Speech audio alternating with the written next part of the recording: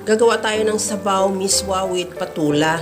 Una, igisa ko muna yung bawang, sibuyas at kamatis. Ihalo hanggang sa maluto. Ilagay ko na rin yung karne ng baboy. Ihalo hanggang sa mag-iba na ang kulay at the same time maglabas na siya ng sarili niyang mantika. Lagyan ko ng asin at paminta. At maglagay na rin ako ng tubig, takpan at isimmer hanggang sa maluto yung karne. Timplahan ko na rin ng patis at liquid seasoning. At tikman bago ko ilagay yung patola. Takpan ulit hanggang sa maluto lang din yung patola at ilagay ko na rin yung miswa. Ihalo lang din hanggang sa maluto yung miswa at ready to serve na yan yung ating napakasarap na sabaw na patula with miswa. Mga kalasa, huwag kalimutan mag-follow and thank you for watching. Bye-bye!